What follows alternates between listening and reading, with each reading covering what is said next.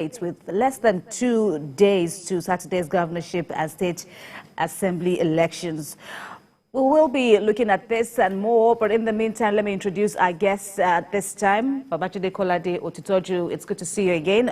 Welcome. Also, Dr. Oladipo, it's good to see you again. Good evening. Thanks for having me again. You're welcome. If you're ready, Journalist Hangout starts now.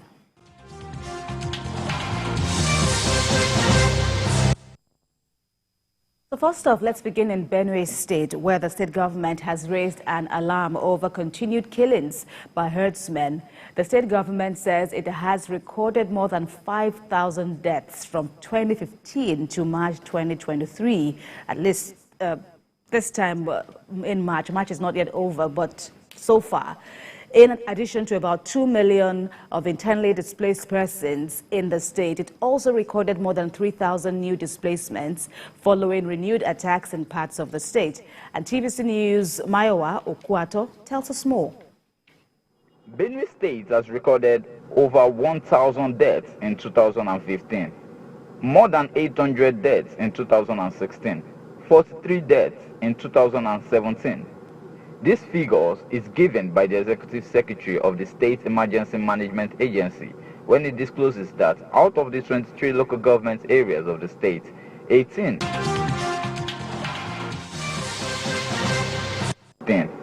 more than 800 deaths in 2016, 43 deaths in 2017. This figure is given by the Executive Secretary of the State Emergency Management Agency when it discloses that out of the 23 local government areas of the state, 18, including Guma, Way West, Ukum, Logo, Kwande, among others, have been affected. The total number of deaths since 2015 to date is about 5,138. That is the ones that were recorded. It is in trying to address this concern and also put an end to it that the governor of Benue State, Dr. Samuel Uriah Otom, with the consent of the State Assembly and with the agreement of the people of Benue State, put in place open grazing prohibition and ranches establishment law of 2017. He said SEMA is drawing the attention of the well-meaning individuals and international community on the humanitarian situation in Benue, and to also say that President Muhammadu Buhari has neglected the IDPs in Benue State. It is unfortunate that federal government, led by Buhari, has neglected the IDPs in Benue. He expressed hope that the incoming president will work in Benue State government to return the IDPs back home, and just as he called on the Benue people to vote the PDP in the forthcoming governorship elections to enable it consolidate on its gains on the Otom's administration. Mayowa Okwato, TVC News, Makodi.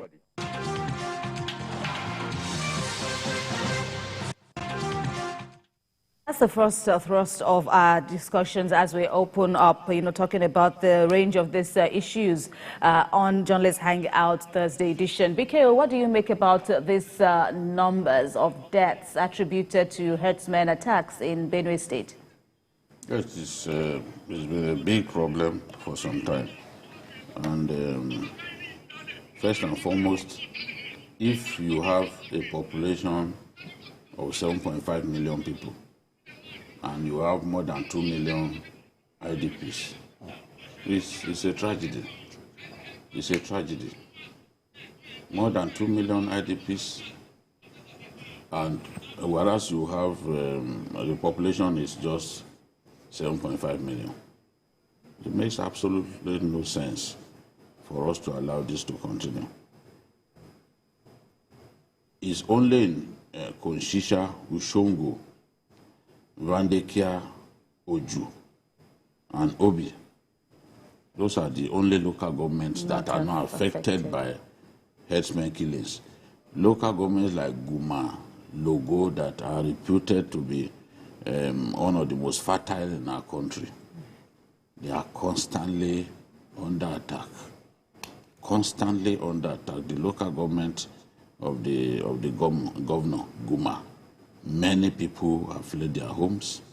You know, communities deserted, a lot of them are in IDP camps. So there's a big problem of internally displaced persons in Benue that a lot of us do not even appreciate. We think that every time the governor is complaining that, oh, it's because he cannot pay salaries or because he has not worked for the people. But this is a problem that the next administration will inherit. And what we can do that makes sense is to try to put an end to these killings. Because if we politicize these killings or treat these killings like they do not matter, then no one will be able to say when it will end, because another administration will come, inherit it, and it will remain. Killings by bandits in Zamfara, in Katsina, had been there before Buhari came into office.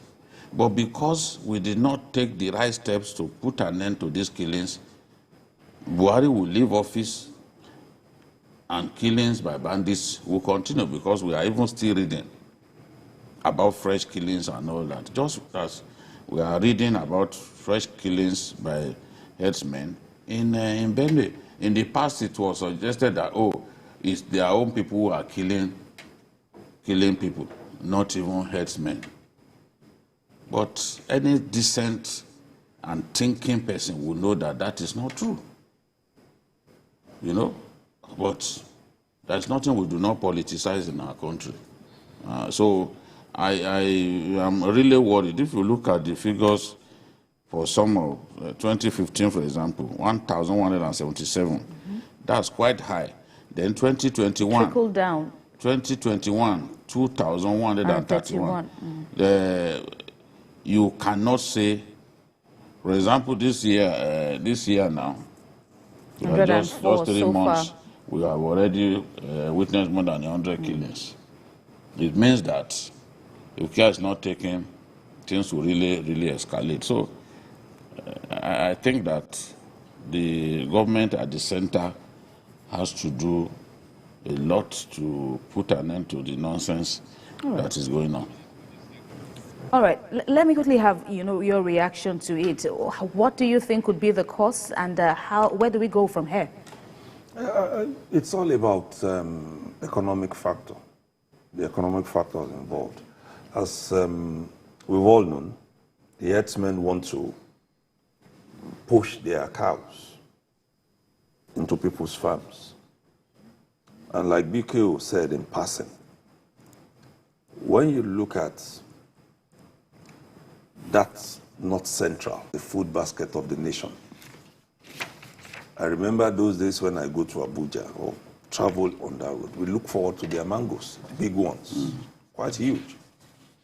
Same thing with the yam. Absolutely. Where are they now? You see some yams on the street of Lagos and you feel like it's like yams now have kwashoko. Whereas those areas, the International Institute of Tropical Agriculture, for instance, has done a lot of training, put in a lot of seedlings for them. But how do you explore that with all the killings going on? In fact, it doesn't make sense going to the farm. Unfortunately, for those who push out the cows, at some point, they also are going to have nothing to feast on. Is it not when the farmers come out that you'll be able to say you want to push your cows to eat what they have planted? People are not even going to the farms again. And it's quite dangerous for the health of the nation. But we are not looking at it. At some point, it was made to look like it was the governor, that's the state, versus the federal government.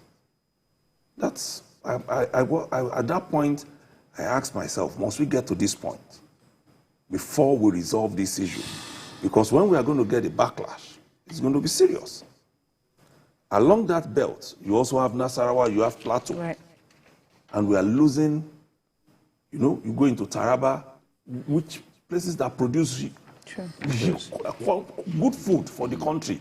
Right. And these things are happening there. All right. Well, it's we've set a tone. It is of worrying dimensions, and of course, with time, on the show and even beyond this platform, we will continue to talk more and, try to get out possible solutions to ending the crisis in Benue State.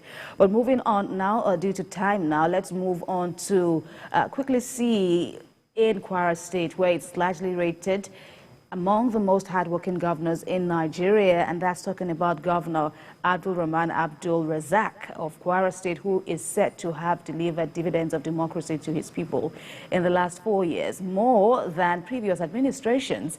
His passion for good governance has seen the Abdul Rahman administration embark on infrastructure development that easily makes him the choice of the electorate in the north-central state. TVC News' Ibrahim Alege tells us more.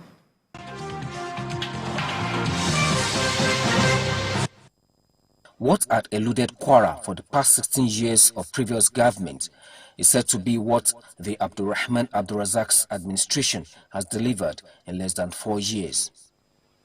This is inspired by the man described as the most hardworking and innovative governor of our time. Ilorin International Conference Center under construction.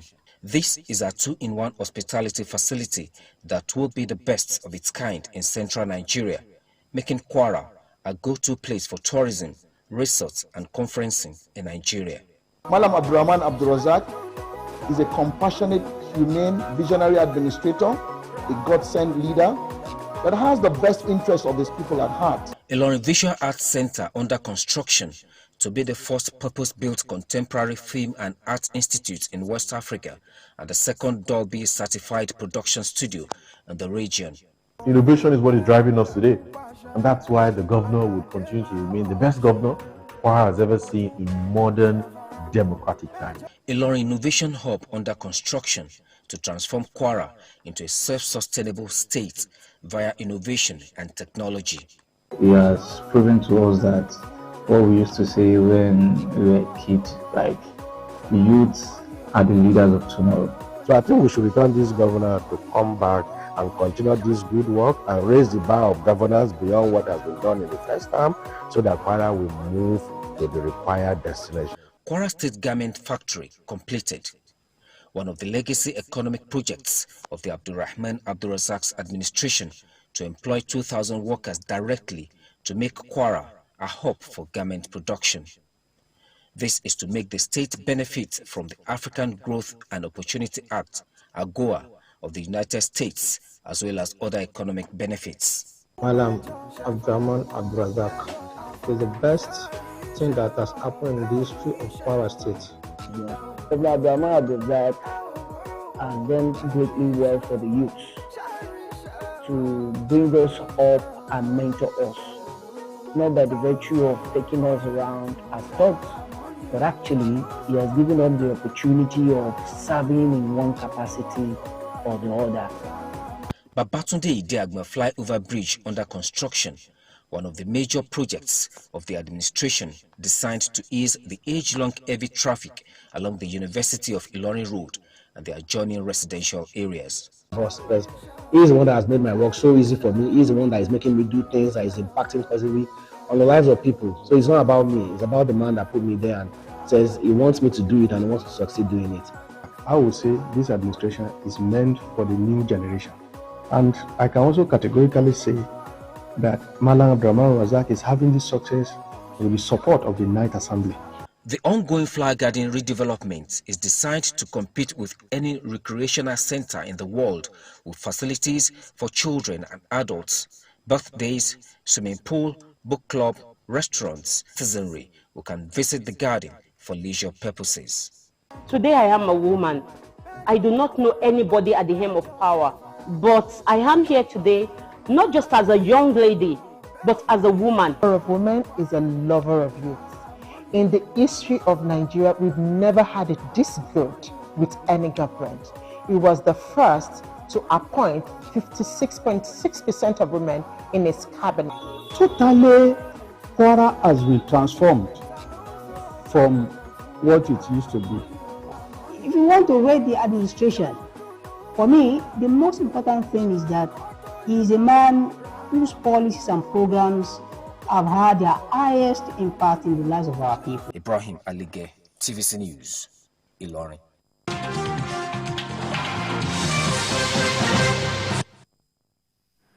All right. Thank you for staying with us on Journalist Hangout. But BKO, really, what do you make of the strides of the Abdul Rahman administration in Kwara State?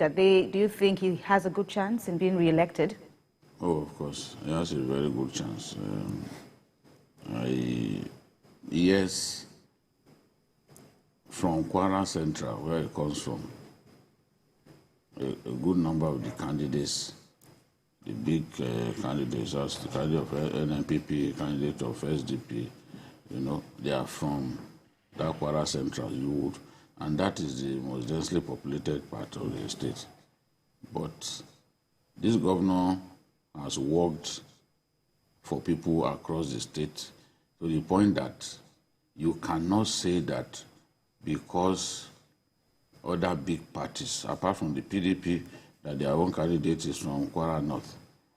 You can't say because other big parties have picked governorship candidates from Kwara Central, which is the governor's... Where he's from. Yes, that will hurt his chances. I believe that if we are to even look at the way the presidential election went, although that's not going to a be major the barometer to Absolutely. assess his chances. You could say that Kwara is in a good place and that he will be re-elected because APC won all the local governments in Kwara in this last election. You know, they dominated just the same way we have predicted. They dominated the balloting. So the governor has done well, and I expect that he will be re-elected. He's a silent worker. He may not be your archetypal politician, because if he was a better politician, some of the people that he quarreled with, he will have them on his side today. Remember, most of the people that they had the primaries with, they fall left. People like Professor Oba, they've gone to other parties. You know, that's an area where he has to work on. You know, that's the human, the PR side of things, relating with people. You know, relating with fellow politicians the right way. He has to improve on that. But in terms of serving the people, you can hardly say that it's not done well. And even me, as somebody who grew up in Ilorin, you know, my parents still live there. I know the changes that I've seen. You can imagine that in Tanke, when that overhead bridge named after Idiagbo is ready, it will massively ease the traffic gridlock that we experience in that area. And even in my own old school, government high school in London, that was actually founded by his late father, the first professional lawyer from northern Nigeria. He has renovated the school along with more than 600 others. And Adeta, the rustic Adeta community, you need to see some of what the governor has done to modernize the area. So I wish him good luck. But I see in him a governor who is determined to just allow his work to speak for him. He hardly grants interviews. It's very rare for this governor to grant an interview, but people can see his work. And at the end of the day, I'm convinced that his work will earn him re-election. Doctor, are your views any different? Do you think this infrastructural strides, if we can say for that, what about in other areas? Well, I was in Kwara as the correspondent of The Punch at some point after the return to democracy. I've been in Kwara this year twice. I was there last year a couple of times also. And I think the difference is clear. There are a few things that I believe worked for the governor so far. Number one, his decision to pay attention to the women folk. If you understand the politics of Kwara, right from the days of even the godfather of Kwara politics, women hold the politics. Forget about the men that you see on the streets doing all the work. When the women sit down, and we're not just talking of the young women, the elderly ones, when they sit down and take a decision that this is where we are going, no matter who you are, if they are not with you, you are gone. You're gone. You're gone. That's the politics of Kwara. And that's what we saw about 4 years ago that happened. So we're no longer going in this direction. This is where, once they are with you, you are good to go. That's one. Two, the things he spoke about, the roads, the bridges. One thing stood out, the cost. When you come and they do some of this comparative analysis, you are shocked that the cost of doing certain projects compared to what happened some years back when the Naira was stronger, when the economy was better, it's even lower now. So you ask questions and you begin to see why people are likely to want to, it doesn't have this flamboyancy of the average politician. He might wear the babariga, that's a flowing gown. But when you want him to speak, is when you say that this is one man who just wants to stay off publicity. Let what I'm doing, let it speak. And whichever way you look at it, what Nigerians want now is not a man who is going to do a lot of talking. It's a man who is going to have action that will impact on their lives.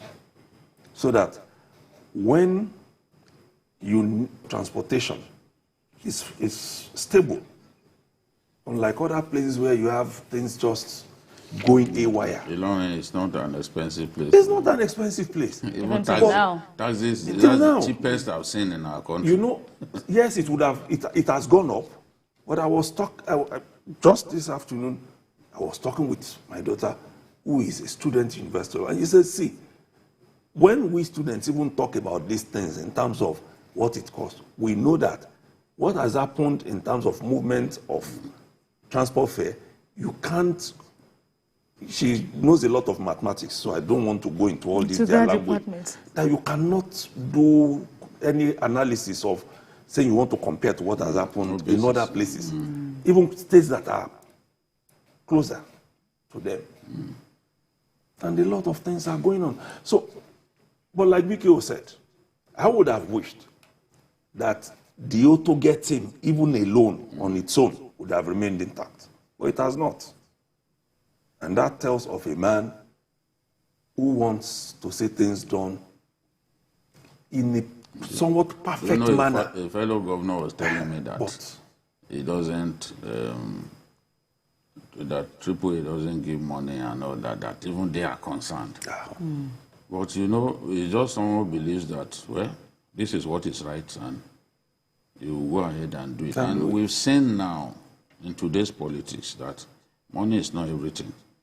Because Beavers disgraced money in this last election. In fact, money shouldn't even be everything. Yes, people had money, yes, they were defeated. That's the only way we can move. So that is the future. And when we talk about even youths getting involved, remember, he even made a core member. Yeah, a commissioner. A female core his member, cabinet. So he started looking in the direction of young people even before that began. And when he was talking about empowering women, this is a governor who came up with the idea of conditional cash transfer for vulnerable women. So there must be a lot of things going through his head that we, the rest of us, are not aware of. And we are seeing the results now. All right, gentlemen, we'll put a hold on our discussions. We still have much more coming up, but that will be after the break. Stay with us for more on Journalist Hangout.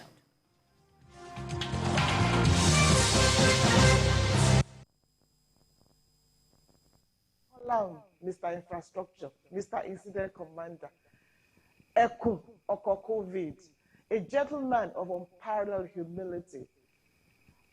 Etuyaya, Ketuyaya, Kenjade Lọ́jọ́ Saturday, Kedibo fún Babájídé Sanwó-Olú àti Hamzat. A vote for this duo will be a vote for a greater rising Lagos, will be a vote for positive continuity. Will be a good vote for your Lagos, my Lagos, our Lagos. That is the right and reasonable thing to do. Vote for APC. Vote for Babajide Sanwo-Olu and Hamzat.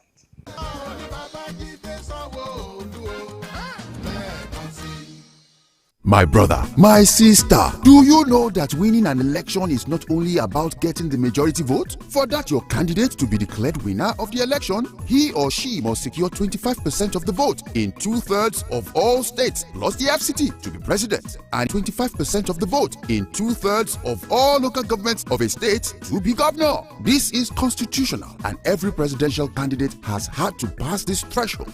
Even governors have had to make this mark to get elected in their states. We live in one country with different languages, religions, and ethnic groups. This is why it is not enough to have only northern votes, or southern votes, or eastern votes, or western votes. The only way to get elected as president or governor is by gaining enough support across the country and states. Let us make sure that we know now so that we don't cause an issue tomorrow.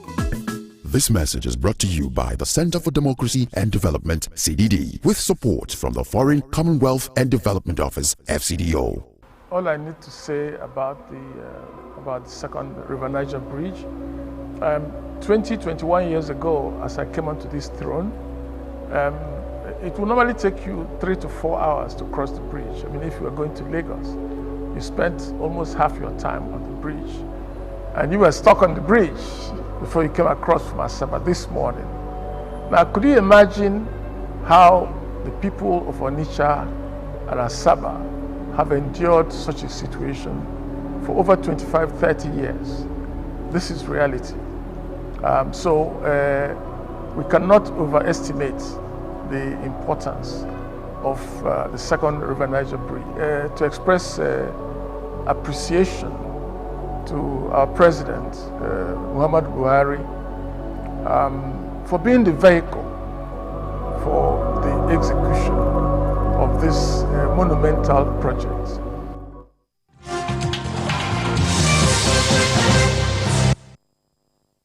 Thanks a lot for staying with us on TVC News. Let's get some more on Journalist Hangout now. With less than 2 days to the governorship and state assembly elections, incumbent governors as well as opposition and other critical stakeholders are locked in an intense battle for about 28 governorship slots and 993 legislative seats across Nigeria. And politicians are engaged in last-minute moves to win their states and constituencies through alignments and realignments, as well as endorsements and high-wire intrigues. In fact, BKO, it has been said that just as we saw the patterns at the presidential and National Assembly elections, the fate of some gladiators could even be determined in this next next leg of elections that we will see on Saturday. Yes. Somebody was telling me, can you see the way Sanwo-Olu is running from pillar to post? I said, it's natural. If they were complacent the last time, they've realized now that they can't go into this race with that level of complacency. A good number of them, rather than take the election seriously, mobilize seriously for the election, they thought that Asiwaju's name would simply give them victory. The magic. And I said it even on the day Asiwaju was declared winner, that party leaders in Lagos didn't do enough work. They treated some people with levity, you know, cheated them during the primaries, and some of those people were grassroots people that they should have reached out to. Because you know, you can win the battle, but you need to win the war. So now, the election came, those aggrieved people refused to work for the party. They were just waiting. I know some of the moves they are making now. They've reached out to some of those people,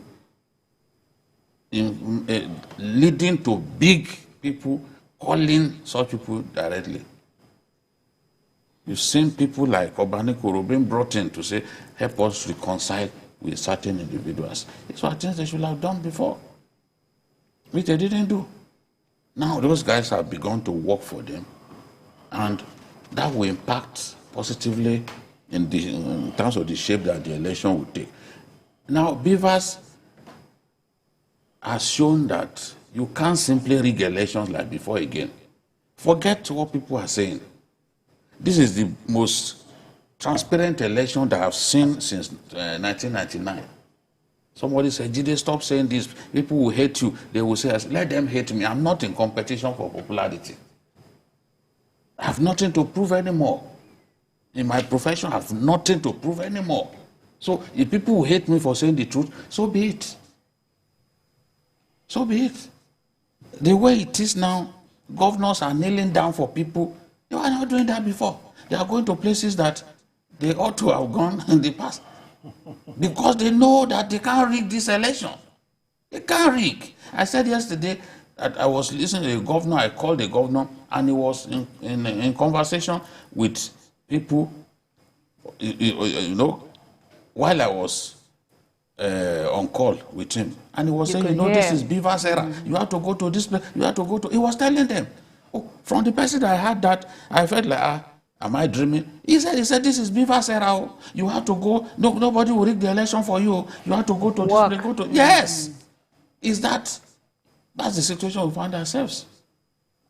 Now, there were people who ridiculed some party leaders.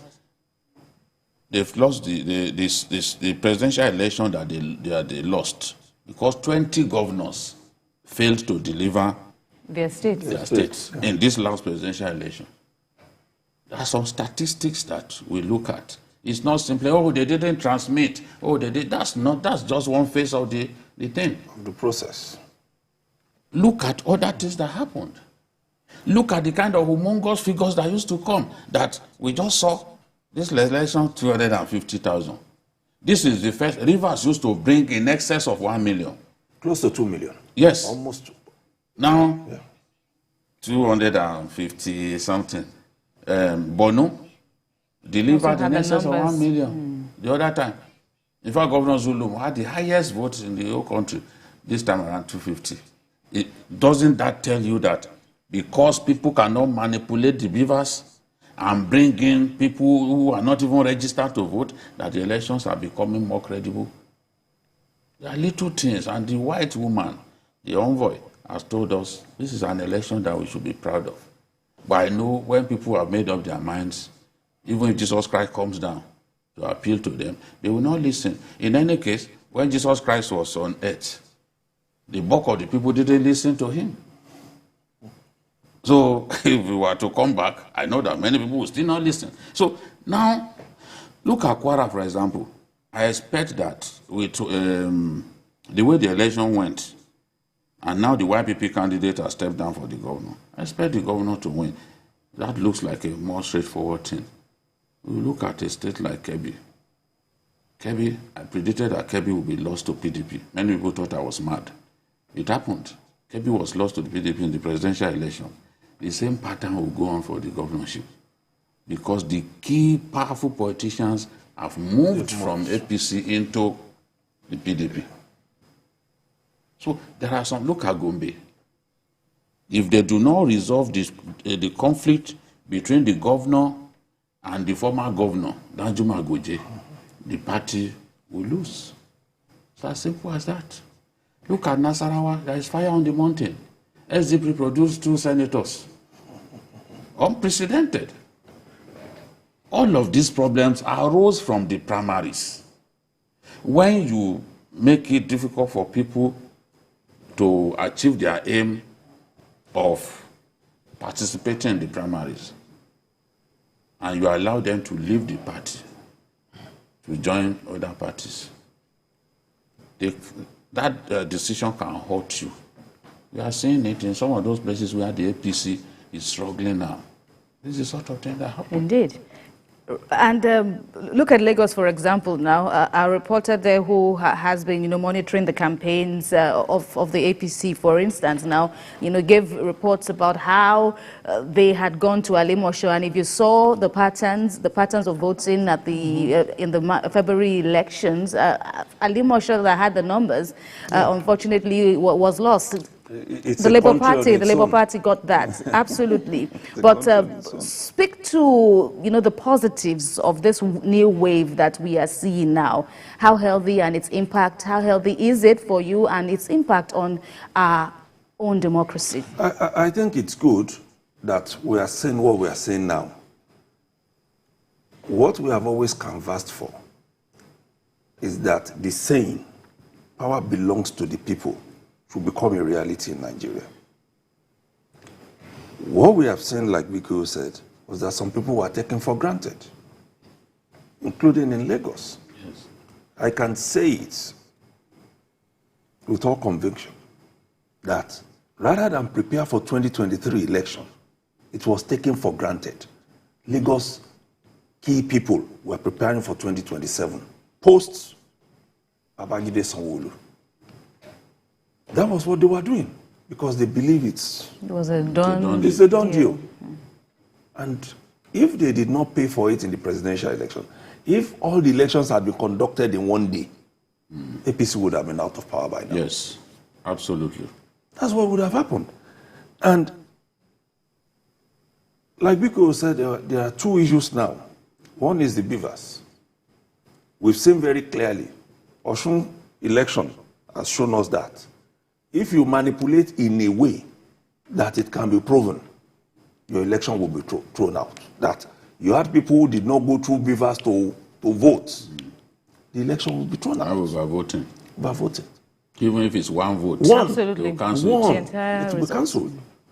The number two, which INEC won against in the last 8 years, has been that, see, most of the cases that we got involved in, on which we spent billions, they were internal issues of the parties.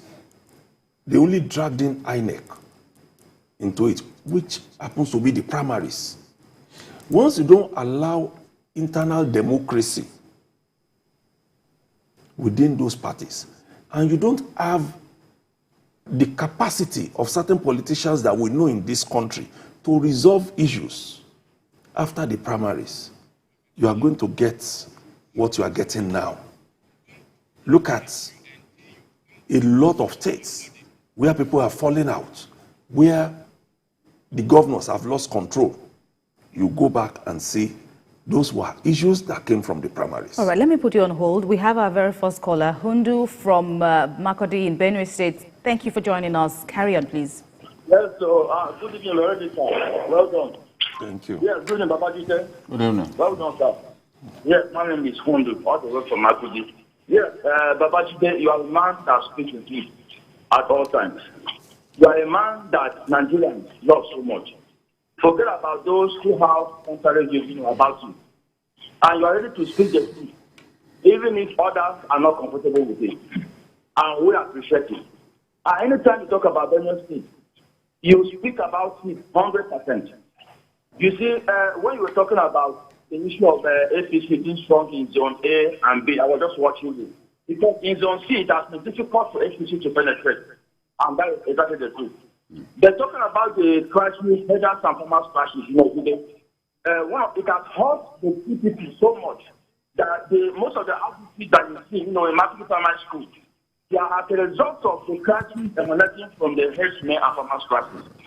Because most of the time, they take their curfews directly to where farmers are planted, and they eat their things up, and before you know, crisis will start.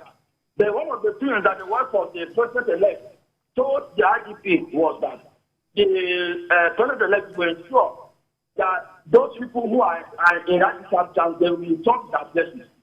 You could see that one of the things that has made Labour Party they were so sure that they will win Benue State. Was two things. One, religion. And secondly, that they have been killing Benue people and they will not vote for APC. But the people proved them wrong. And one of the strong factors that makes Tinubu to win in Benue State is the earlier factor. Yes. Because what we call him yesterday is that everybody is ready to follow him to this governorship election. So it was one of the things that has made Tinubu to win Benue State, and there was no reason. If anybody said there was rigging, the person is lying to them. Because, like you, you check was defeated right on his police unit. He was defeated in his ward. All right, thank you so much, Hundu, for those comments. But do you agree he was painting the picture for us in Benue State? How the election was won. He spoke about the earlier, impact. I was listening to him. Naturally, you give up the APC cannot take Benue, but the president promised them that there will be justice and that he will return those in IDP camps to their homes.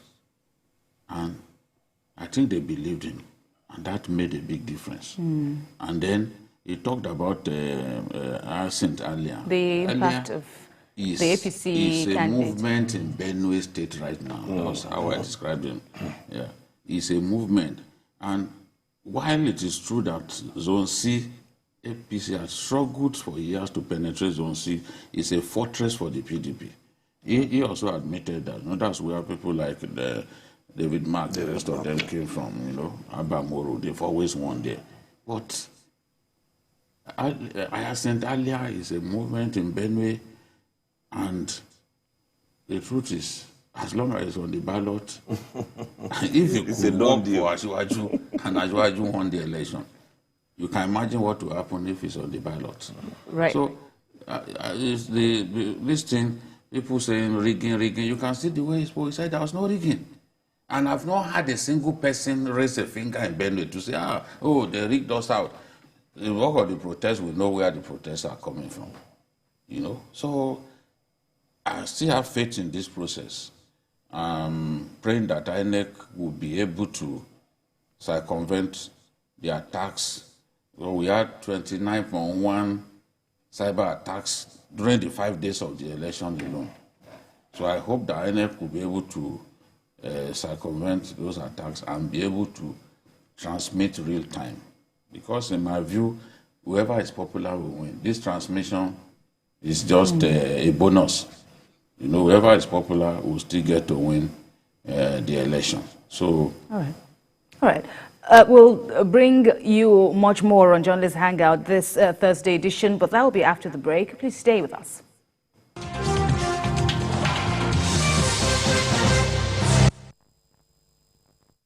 International presents 4 days of power-packed program tagged Harvest of Babies 2023. Date Wednesday 29th of March to Sunday 2nd of April 2023. Wednesday 29th of March, time 5 p.m. Thursday 30th of March, time 7 a.m. Friday 31st March, International Night of Prophecy and Solution, time 8 p.m. till dawn. Sunday 2nd of April, Anointing and Celebration Service, time 7 a.m. Venue, Grace Nation International Headquarters, Ojodu Bega, Lagos, Nigeria. Ministering Dr. Chris Okafor. Come and experience power and mighty move of God. For inquiries, please call +234 80 327 29060. Jesus is Lord.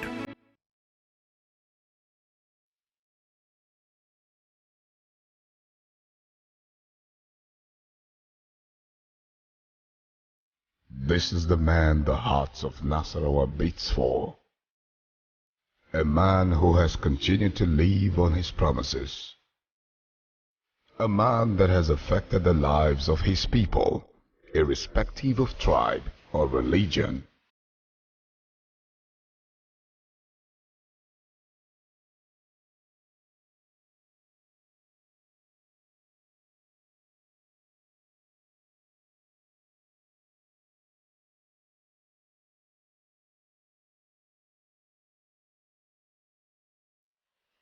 He is available to serve under the umbrella of PDP to put Nasarawa State on the map of greatness. Vote right Honorable David Emmanuel Mbugadu, PhD, for Governor, come 2023.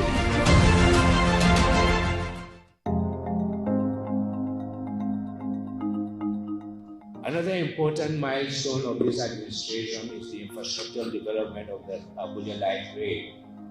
When we came in 2015, about 52% of the project was done. We pushed it to 100%, and this is the Abuja Metro Station. These are some of the bridges during the construction. This is some of the construction in the satellite towns. Many of you might want to wonder why is the Abuja Light Rail not working.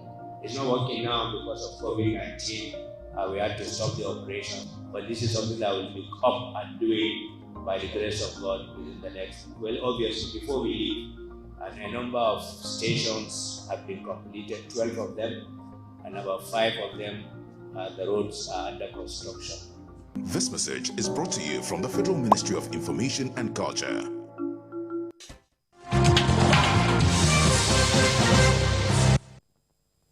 Thanks for staying with us. Let's talk some more about the battle to claim and retain some states. Of course, we cannot cover them all within the time we have left. But Dr. looking at Delta State, for instance, I'm just taking it off my head now, no particular reason, but looking at Delta State, of course, the exiting governor has already kind of picked sheriff now to replace him. But of course, there are battles that he himself would have to contend with. But what do you make about how things will pan out on Saturday?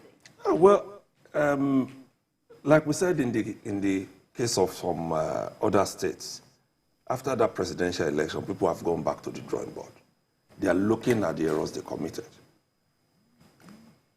In Delta, there is a battle to oust the PDP. It is not even so much about the party itself, but about the governor. They want him and whoever he wants to produce as successor out of the way. When you have people like Tompolo, who naturally should be with the state government, already out and saying, see, whichever way it goes, I'm going with the APC. And I'm going to reach out to those young guys in the Labour Party for us to join forces and fight, not PDP, Okowa. He was specific about it. Then you know that there is trouble to come. There is trouble to come. So it's just a matter of waiting to see what happens. And you saw what happened in the presidential election, yes, how that state was taken out. All right. Quickly, before I come to BK, Rivers State. In Rivers State, we even saw former Governor Mechi even telling the people now that you are the problem. It's not even Wike. You people are the problem. But how do you think it would play out on Saturday? I see PDP winning Rivers the way it is now, it's configured. Also, after the presidential election, the APC people said, if Wike worked for us and delivered that state, because you remember, Rivers was one of the last 2 states that the result came in during the presidential. Right. And for me, I think that was strategic. The numbers didn't go as high as it used to do, but it made a difference. Because if that state had been lost to Labour, some of the calculations that were done by INEC would not have added up. Because, we were talking of 25% here and there. For them, the APC also needed the figure and that technical part of it to keep adding to what Ashwadu Bola Tinubu and the APC got from that presidential election. So for the APC, it mattered a lot.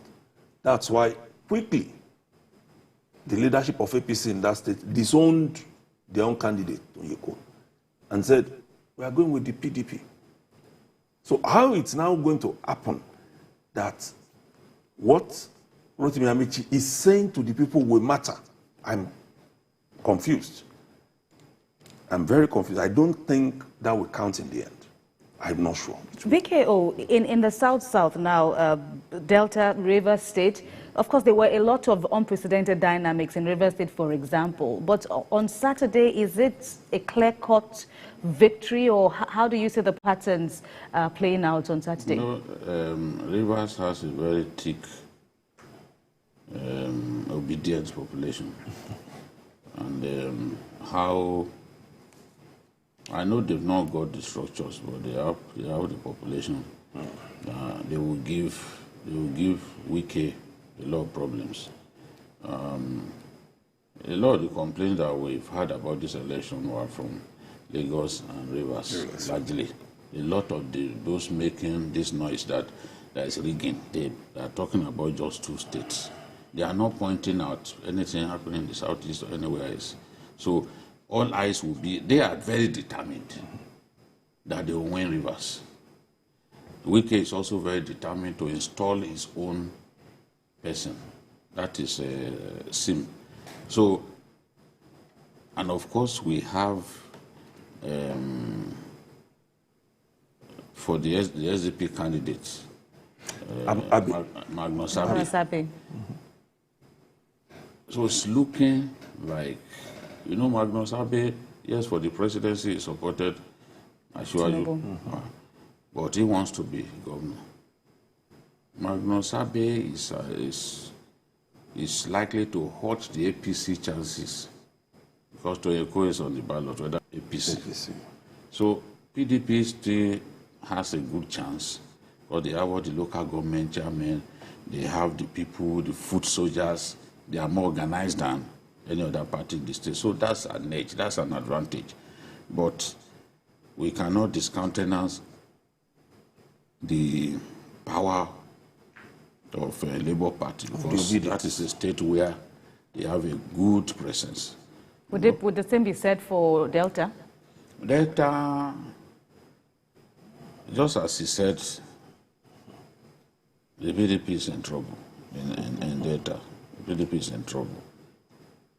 If they are able to get Buhari on their side fully, it can help. But the way this last election went, it showed that the boys who wanted Labour Party, they cut across all ethnicities in the state. Even the Urobos didn't support PDP. And even in the governor's region, zone, he was defeated. So it's tough, really. But I think that in Cross River, we could see PDP bounce back again. Okay. I said I expected the PDP candidate to defeat the governor in the senatorial race, and he defeated the governor. So in Cross River, the PDP could bounce back. At Kwara, the PDP could bounce back, although PDP has Labour to contend with and YPP, that is Albert, the senator. So generally, this election may not follow exactly the pattern of that we saw in February. There will still be some changes, there will still be some surprises. States, given what happened during the presidential election, Nasarawa State Governor Sule has to work very hard, otherwise it's gone. It's gone. All right. Let's spend the remaining seconds we have now. What do you make of Kaduna, for example? Well, it was a wide margin for the PDP and the next, of course, APC. But how do you think it will play out on Saturday? A lot of things will still come into play because now it's local politics. It is. It is now. Very local. And we know the way Kaduna is. It's a cosmopolitan, no matter how you look at it. So saying it's going to be PDP or APC, but I think both of them, even the Labour Party both still have there. equal chances But of the PDP and APC, they stand good to go.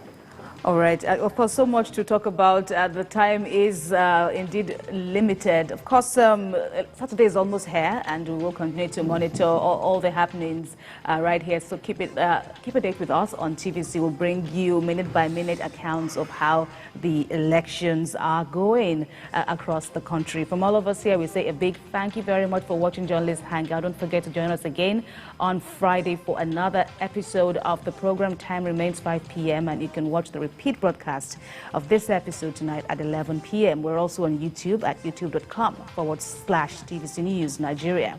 From all of us here, thanks for watching. I am Kemi Foladeyemo. Bye for now, and God bless Nigeria.